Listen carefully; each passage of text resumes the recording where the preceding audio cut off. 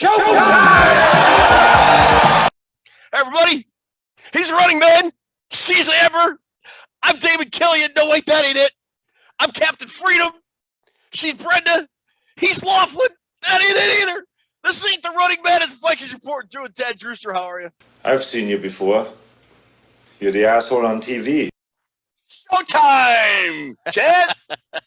Welcome to episode 9090. Yeah. Of Vikings Report with Drew and Ted. Thank you so much for joining us today. We're rolling into the off season. The season is officially over. The long, cold, dark, dystopian setting that is that of the Running Man is now descended upon the NFL world. The Super Bowl's over. Nothing for a couple months. There's like free agency late next month, mid next month, then the draft. And then after the draft, boy, there ain't nothing until the summer. It's wow. That was a Stephen King book, The Running Man. It was. And did you notice, like in the movie, it was set in 2017? Oh, it was? Yeah. Another great 80s movie, 1987. Yeah, everything Schwarzenegger touched back then just turned to gold. Did you know Mick Fleetwood from Fleetwood Mac was in that movie? Nothing worth losing your head over, though, huh?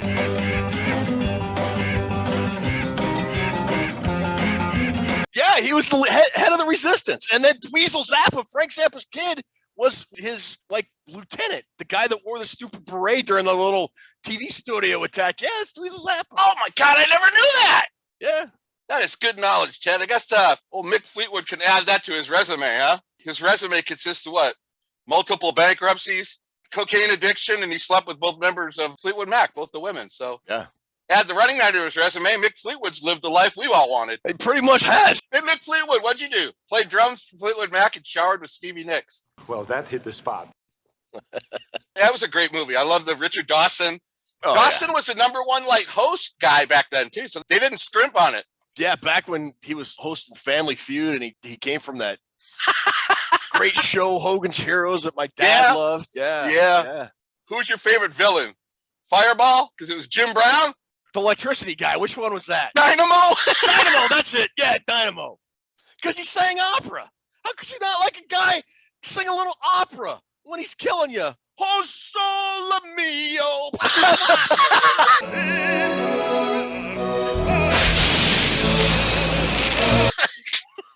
That's kind of the start when Schwarzenegger would make those one-liners after people died. What happened to Buzzsaw? He had to split. What happened to Buzzsaw? He split. What happened to Fireball? He's a hothead. How about the light? Here is Sub-Zero. Now, Plane Zero. Toonsis, how's it going? I'm doing okay. What'd you think of the Super Bowl? I was kind of, Drew fell asleep. During the game, really? Yes. Yeah, for about 20 minutes. I was sort of watching the game while my youngest grandson, Josh, was wanting me to play Roblox. I don't know if you guys are familiar with it, but it's this game on the phone.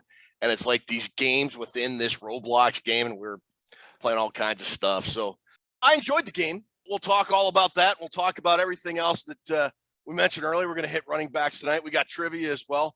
But before I talk about anything else, before we get going, we want to tell you about a website that we were affiliated with. It's called Purple Pain Forums, purplepainforums.com. It's a great message board full of smart, intelligent, funny Vikings fans, specifically Vikings focused, but there's plenty of off-topic subjects to talk about, the college football, the NFL draft, even stuff that has nothing to do with sports, if you're into that. We are the official podcast and YouTube program for Purple Pain Forums. They are our official website / message board. Funky Town and Dan Chat do a great job of moderating that board and keeping the topics lively and moving and everything else. Great place to go talk Vikings football. Check it out when you get a chance. The other place I want to talk to you about is our little humble corner of the internet, VikingsReport.com. On VikingsReport.com, you get all our social media contacts for both Twitter and Facebook. None of us are on Instagram. None of us are on TikTok because that's a commie spy program. Over on VikingsReport.com, you can check out our prize vault. We've also got merchandise from Zazzle.com. You can get a mug. You can get a travel mug. You can get a beer stein. So go over there when you get a chance to check those two websites out. Brewster, what time is it, buddy? What time is it? All right, I'm cooler than you are. So why don't you fix your little running back problem and light this candle? He's right. Light this candle. Yes, resume the countdown. Toonces. Sorry. Yes! Resume the countdown! All right, I'm cooler than you are. Why don't you fix your little problems and light this candle? He's right. Let's light this candle. He surely is. Light the candle. Yes. Resume the countdown. All right, we're off and running. Leave them both in there. That's what she said. That's what she said. That's what she said. That's what she said.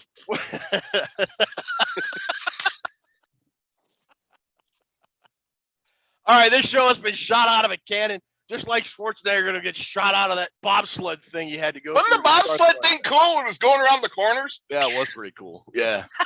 My buddy Yaphet Kotto was in it, one of my favorite actors. Yeah, that was a good movie. I mean, it was cheesy. It had its cheesy moments, but yeah. It has great moments, too. Jesse Ventura? Come on, Yeah. Jesse. Captain Freedom, brother. Are you ready for pain? Are you ready for suffering? If the answer is yes, then you're ready for Captain Freedom's workout. Oh, everybody should see The Running Man.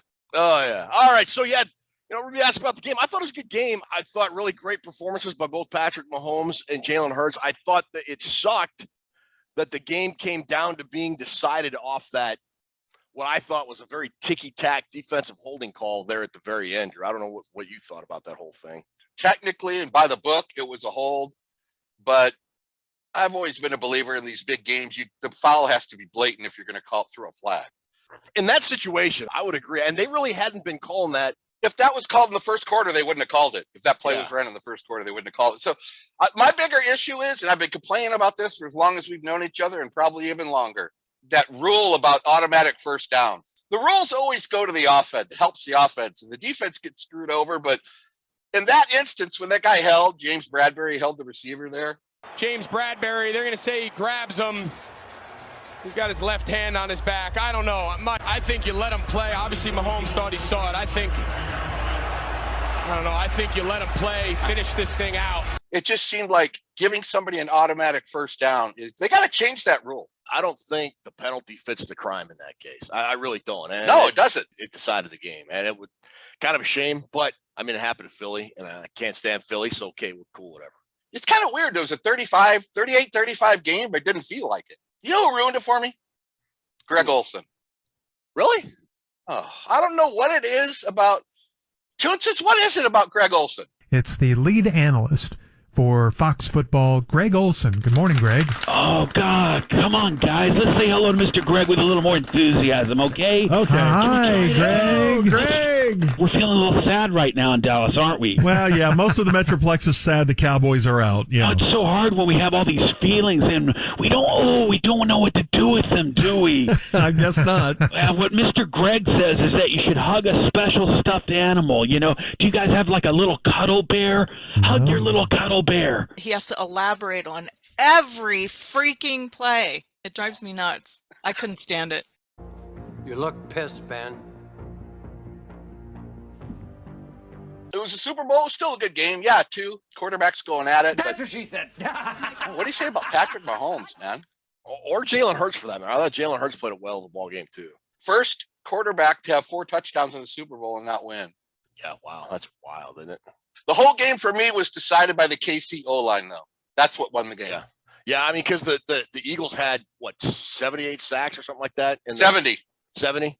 Had 5 guys with double-digit sacks. First time in NFL history they didn't have any sacks in the Super Bowl. That was the difference to me. And then the good pass defense. They rolled it into one. They couldn't get to Mahomes, dude. The offensive line of Kansas City should get the MVP. The field did not get the MVP. I thought the field conditions were terrible. What the hell was up with that field, Ted? I mean, it's the Super Bowl, man. It's What's wrong the with Goodell? Super Bowl. Your ass better make sure the grass is kosher. You bastard. Drop dead. I mean, people are talking about the game, or we're talking about the game, but still, 2 of the things that shouldn't even be a factor in the post-game discussion, field conditions and officiating. I thought they also had a horrible call. I believe it was in the first half. The Chiefs had already had one. They had forced a fumble and then a scoop and score. It looked like they had a second one when Hurts threw a quick pass out to running back. He got hit right away. It looked to me like he had caught the ball, established possession, and made a football move. He kind of turned and started moving forward before he got hit. That was ruled incomplete. Not great officiating at all this year in the NFL. And then he came out a few days ago and said it's the best officiating there's ever been. I mean, that guy on meth? Remember, fans, we've raised millions of dollars for COVID-19 relief. Can I answer your question? Along with the Super Bowl now, everybody talks about the Super Bowl commercials and the halftime shows. Any commercials stick out to you that you thoroughly enjoyed? I just don't think they're as good as they used to be. For 50 years, we've told them what to eat, what to drink, what to wear. For Christ's sake, Ben, don't you understand? Americans love television. Super Bowl halftime show. You big fan of the way they do the Super Bowl halftime show? Are you a fan of Rihanna? Are you? Don't know who that is, Ted. I'm not. Ruby? You a Rihanna fan? I am not. Okay. Till they get a rock band, I'm not watching. My eldest daughter was over at the house, and she likes Rihanna. She thought it was pretty good, so I'll take her word for it. Production's okay. I don't know. It's like I think the Super Bowl halftime show tries too hard now as well. It's kind of like in there with the commercials. Yeah. Of course, we're just two old guys to say nothing's good as it used to be. We are. We're like the two old dudes that sit up at the balcony from the Muppet Show. Let's put this show out of its misery.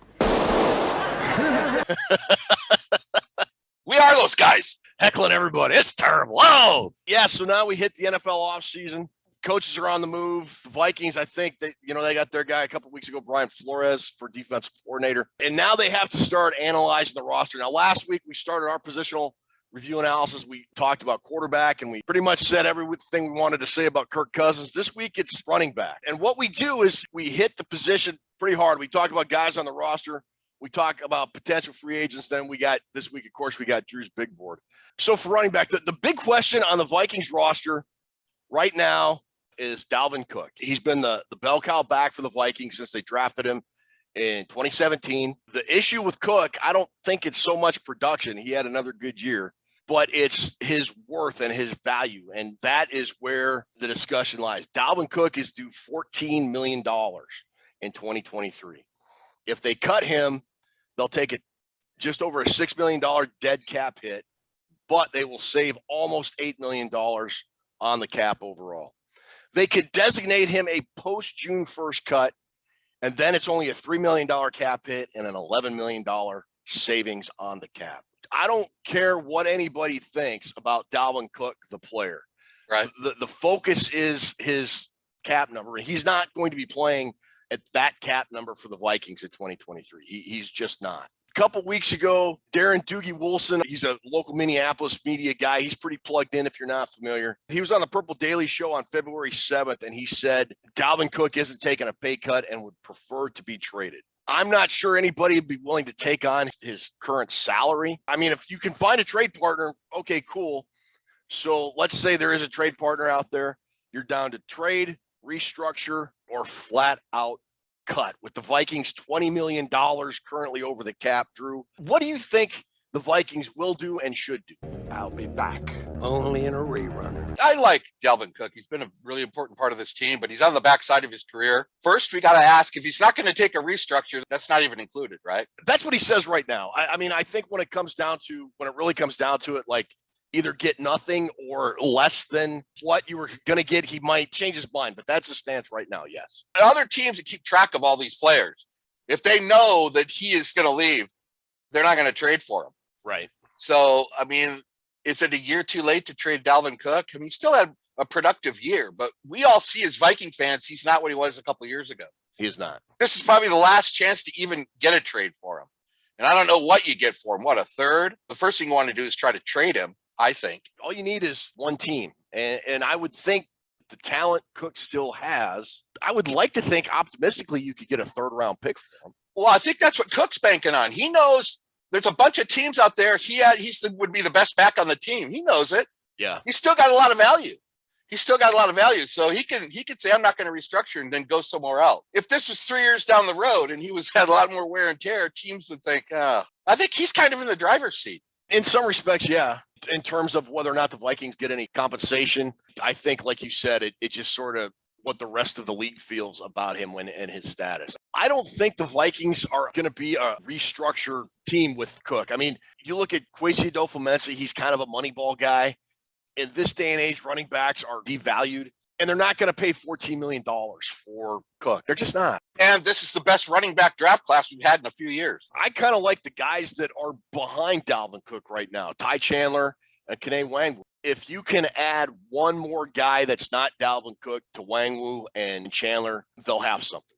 That is what I think Kevin O'Connell and the Vikings brain trust thinks. So out of those two guys, you don't see one being the starter yet. I think they're going to look at it from a running back by committee approach, and that is not necessarily a bad thing. They're not going to invest a lot of money into position. I mean, some of the guys we're going to talk about in free agency here that would be good additions were only making, $2 million last year. And you put a guy that we're going to talk about here momentarily in free agency onto the roster, and I think you'd have a pretty good backfield. Yeah, and I think Kevin O'Connell is okay with the committee running back. He kind of dealt with that with the Rams. And this team, ever since Zimmer's been here, Cook has been the workhorse. He was kind of the old school guy that, Maine getting all the carries and touches and everything. So I don't think O'Connell he's worried about having one specific guy, but I think we need to get somebody else, either free agency or the draft.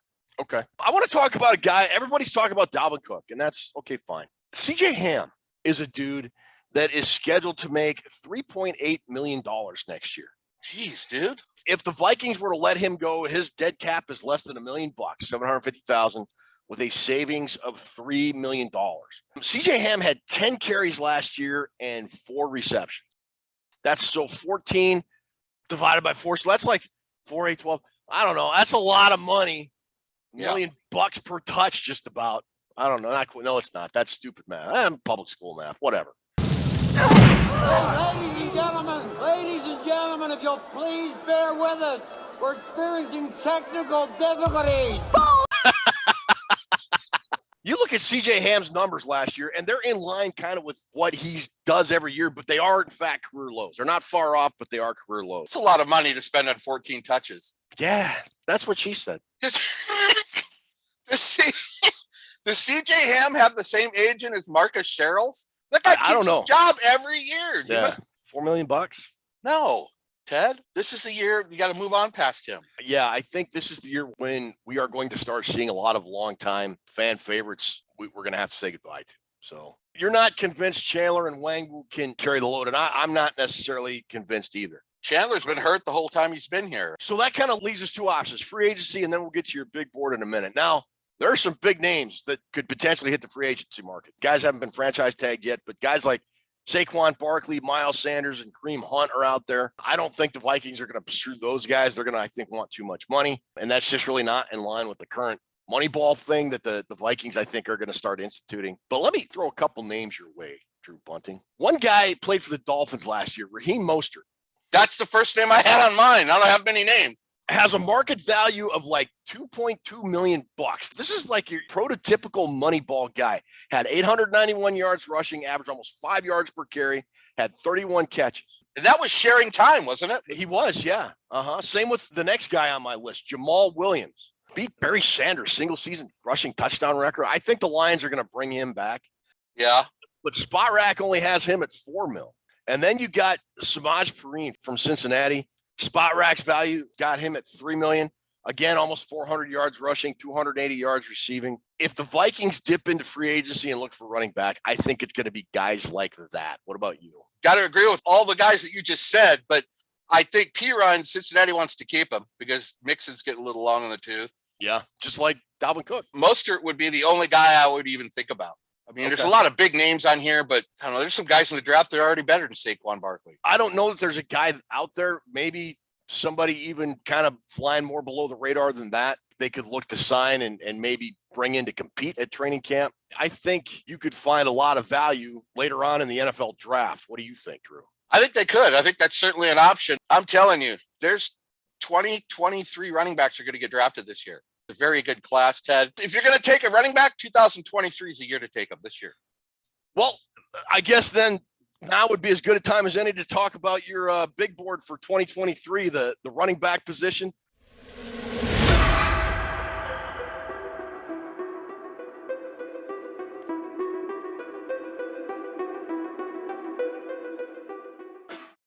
got your top 15 players. We're going to put that graphic up on the board.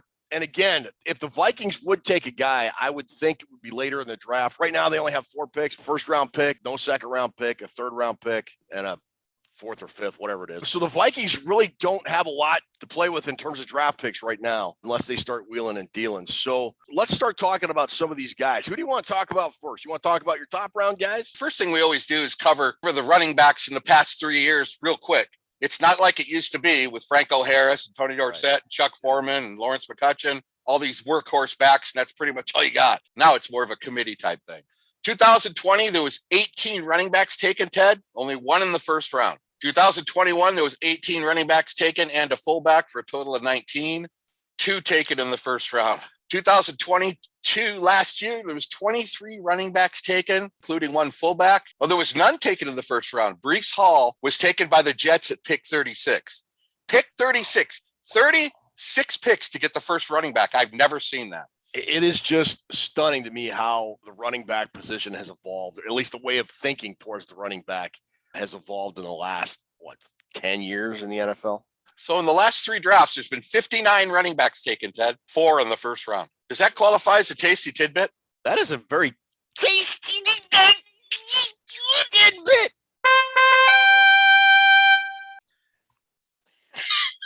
Stop acting like an idiot. God, we're so dumb. I think this class of running backs is better than last year by far. And I think, like I said, there's going to be a lot of value falling in the mid rounds, and there's going to be a run on them in the mid rounds. And the 15 you see on my board will all get drafted, and there'll probably be another 10. So you got Robinson and Gibbs, your top 2 backs. Bijan Robinson of Texas is the clear-cut first-round guy. He's the clear-cut best running back in this draft, kind of like Breece Hall was last year. You think he's going to go in the first round? Yes. You do? I do think he's a solid first-round pick. And okay. I'm going to say something weird here, Ted. If we don't trade out at 23, if that guy happened to fall to 23, which he won't, but if something weird happened and he got to 23, you'd almost have to take him. He's that good. Really? He is a dynamic running back, Ted. Production in 2022, 1,580 yards rushing and 18 touchdowns. And he caught 19 passes for 314 yards and 2 more touchdowns.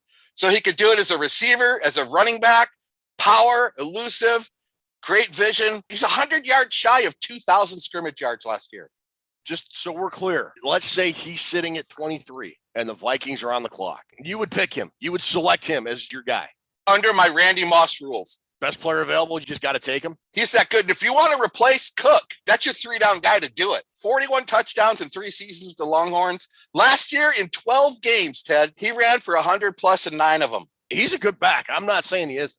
Including 2 200-yard games, 243 versus Kansas with a 10-yard average. He's just a great running back. I think he's going to be a superstar in this league, but I don't know if the Vikings would pull the trigger on that, being running back doesn't seem like their top thing. This would be a guy that would be really tough for me to pass up.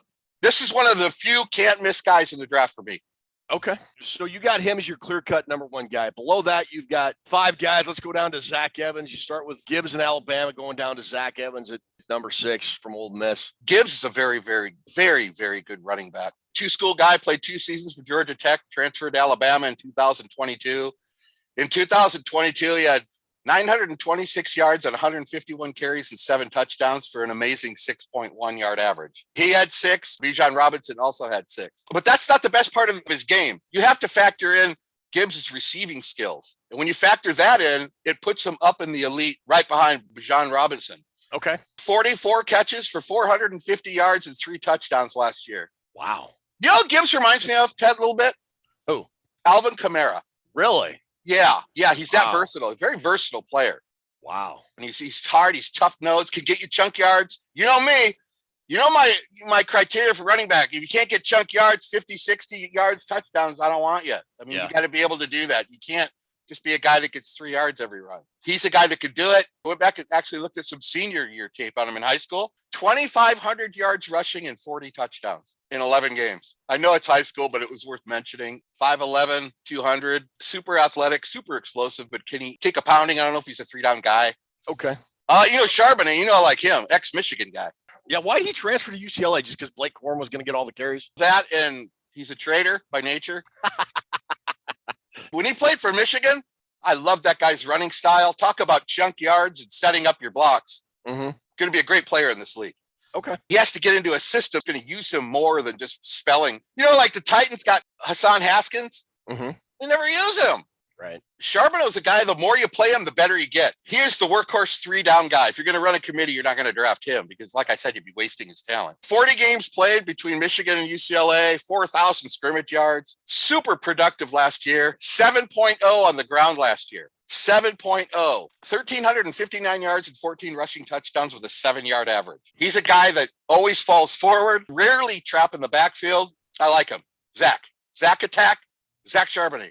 And then you've got guys like Kenny McIntosh, Zach Evans, going down the line. Tank Bigsby, who I want the Vikings to draft just because I think that's a cool name. Let's look at those guys from the third round on down. One guy a name that sticks out, I'm sure a lot of people are chomping at the bit to talk about, University of Minnesota running back Mohamed Ibrahim. You got him as a 4th rounder over some guys that I'm not sure I agree with you on your rankings. Why you got Mo Ibrahim down so low? You go for hater?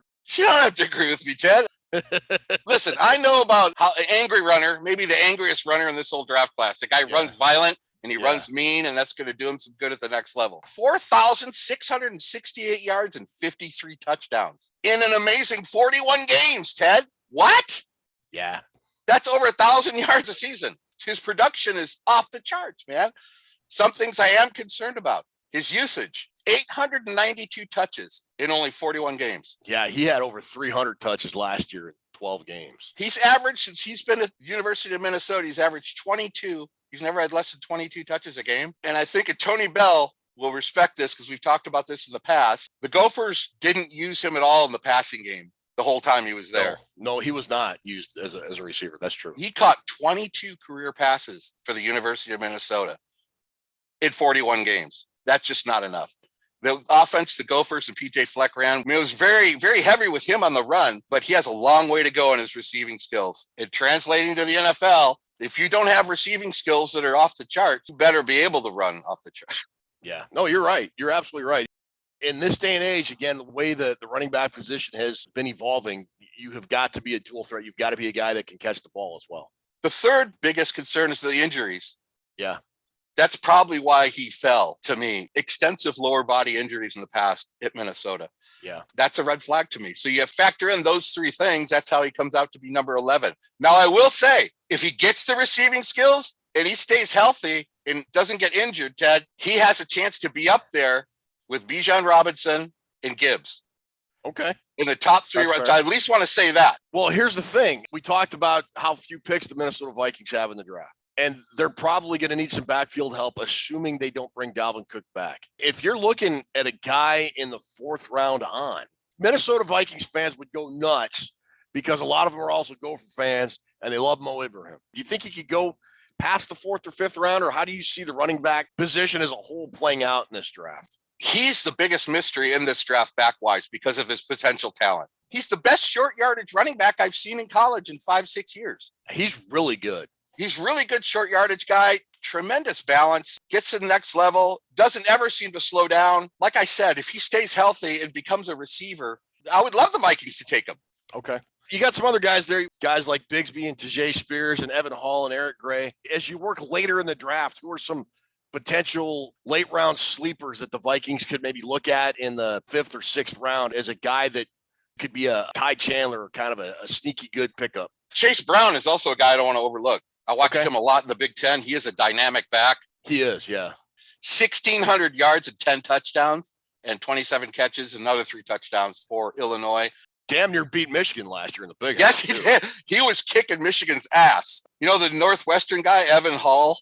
Yeah. You hear a lot of talk about him because he's one of those Mike Allstott kind of guys. Tremendous heart, big play potential. He's got a little bit of work to do. He'd be a guy I wouldn't mind taking a chance on. Eric Gray, I really like Eric Gray. I don't know. When you look at all these guys, they're all good. There's not one guy that I could say is a scrub on this list. Dwayne McBride, super productive at UAB, 1,700 yards and 19 touchdowns. I mean, how do you not look at that guy?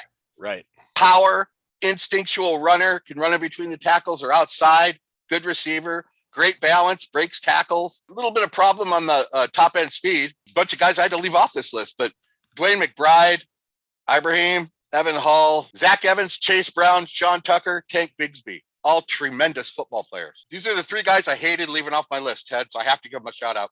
Okay. Chris Rodriguez Jr. from Kentucky, Deuce Vaughn from Kansas State. Drop a deuce. Oh, Deuce Vaughn. I like Deuce Vaughn. Now, his knock is that he's shorter than Kyler Murray. You can't see the dude in the backfield. Deuce Vaughn can flat out play. I would love it if the Vikings got him. Let's put him on our list.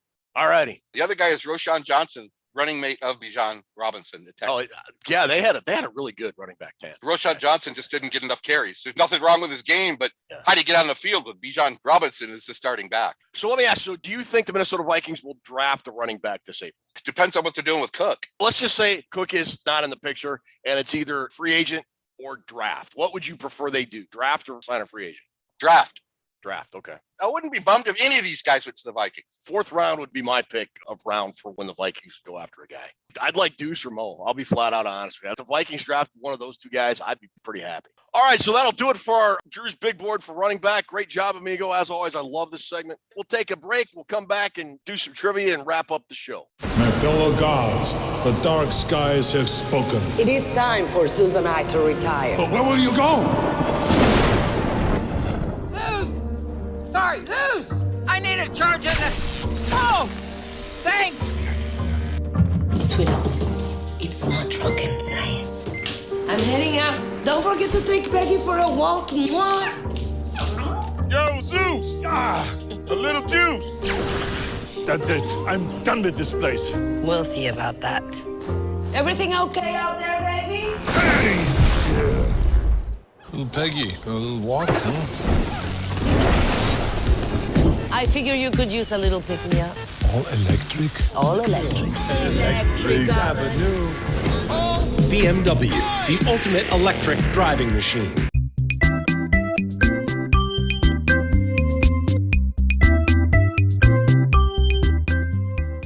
Welcome to Toons' Trivia. How you guys doing? Hi, Toons. How are you?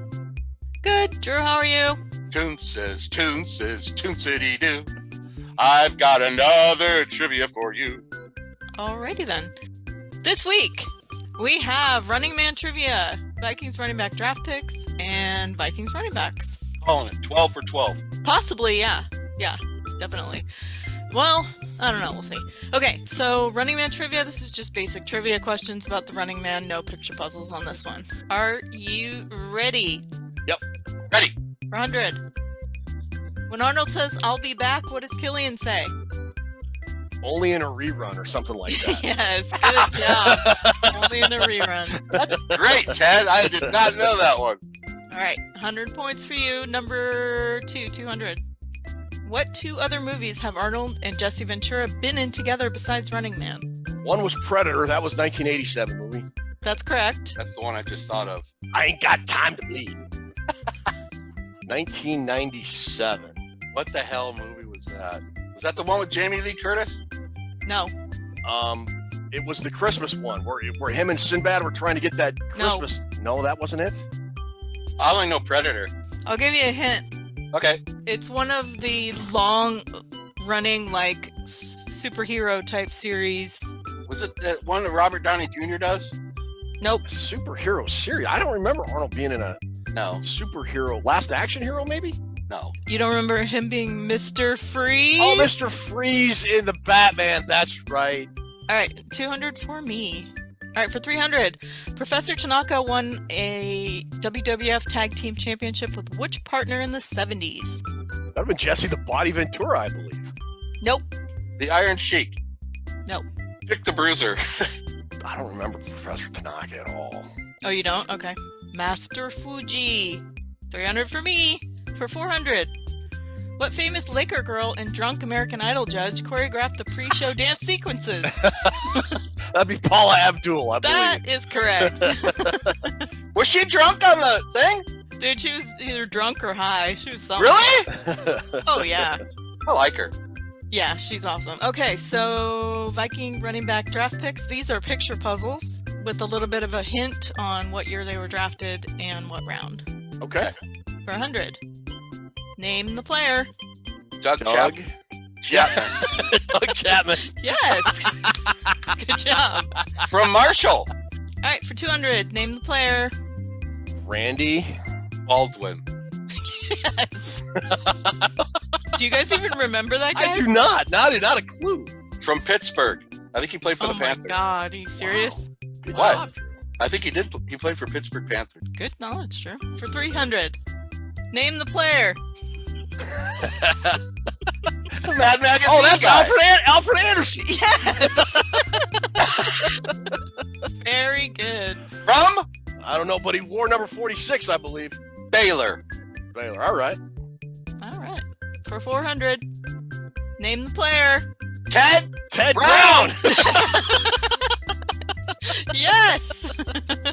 I got his signature. I met him in San Diego after a preseason game. Oh, that's cool. From North Carolina State. That's right. All right. Last category. You guys are ahead by 1,000. See if I can catch up, but I doubt it. These are also picture puzzles of just Viking running backs in history. For 100. Name the player. Kobe Gerhardt. Yes. Good job.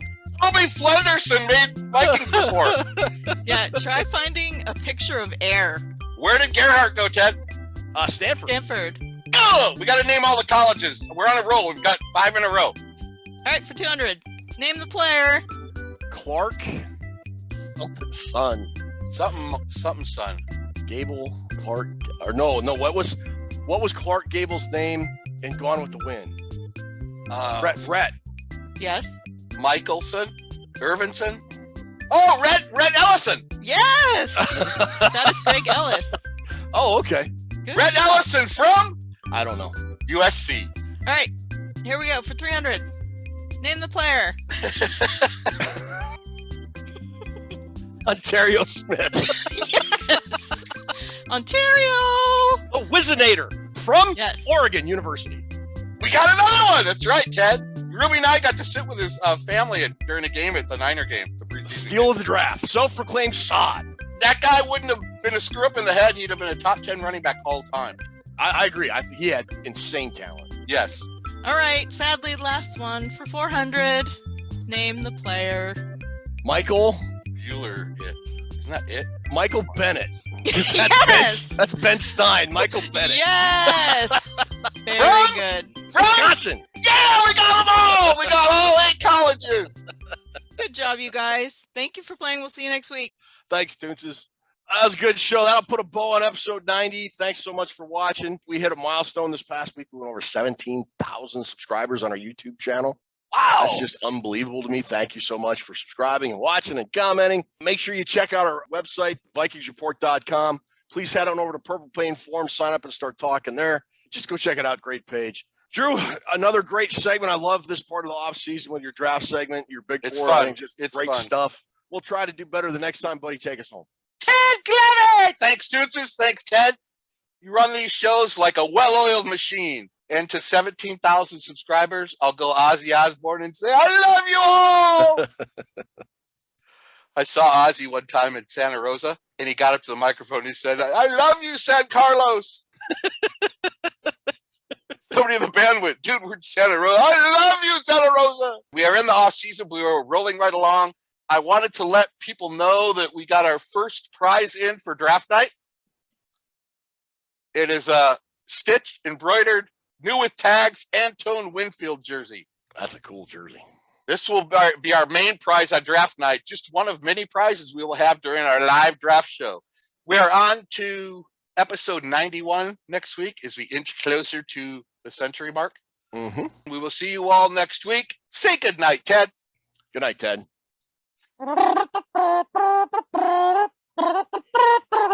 Bump, bump. Give you a lift? I can break your neck like a chicken's. You can't live with them, and you can't live without them. I'm gonna throw up all over you. Go ahead.